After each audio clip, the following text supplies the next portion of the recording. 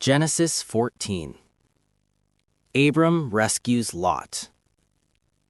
At the time when Amraphel was king of Shinar, Arioch king of Elasar, Chedorlaomer king of Elam, and Tidal king of Goyim, these kings went to war against Bera king of Sodom, Birsha king of Gomorrah, Shinab king of Admah, Shemeber king of Zeboim, and the king of Bela, that is, Zoar.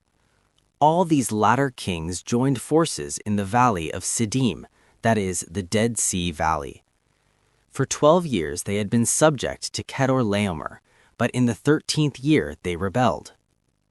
In the 14th year, Chedorlaomer and the kings allied with him went out and defeated the Rephites in Ashtaroth-Karnaim, the Zuzites in Ham, the Emites in Shaveh-Kiriathaim, and the Horites in the hill country of Seir, as far as El Paran near the desert.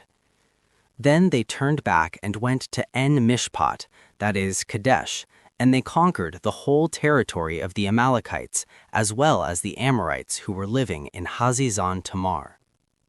Then the king of Sodom, the king of Gomorrah, the king of Admah, the king of Zeboim, and the king of Bela, that is, Zoar, marched out and drew up their battle lines in the valley of Siddim against Chedorlaomer, king of Elam, Tidal, king of Goyim, Amraphel, king of Shinar, and Arioch, king of Elasar, 4 kings against 5. Now the valley of Siddim was full of tar pits, and when the kings of Sodom and Gomorrah fled, some of the men fell into them, and the rest fled to the hills. The 4 kings seized all the goods of Sodom and Gomorrah and all their food. Then they went away. They also carried off Abram's nephew Lot and his possessions, since he was living in Sodom. A man who had escaped came and reported this to Abram the Hebrew. Now Abram was living near the great trees of Mamre the Amorite, a brother of Eshcol and Aner, all of whom were allied with Abram.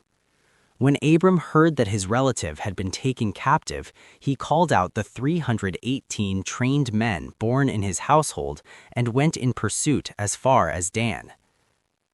During the night, Abram divided his men to attack them, and he routed them, pursuing them as far as Hobah, north of Damascus.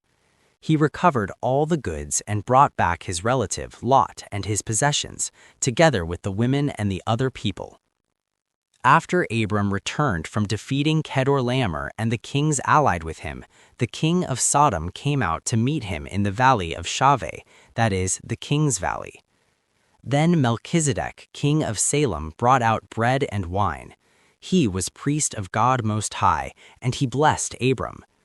Blessed be Abram by God Most High, creator of heaven and earth. And praise be to God Most High, who delivered your enemies into your hand. Then Abram gave him 1/10 of everything. The king of Sodom said to Abram, "Give me the people and keep the goods for yourself."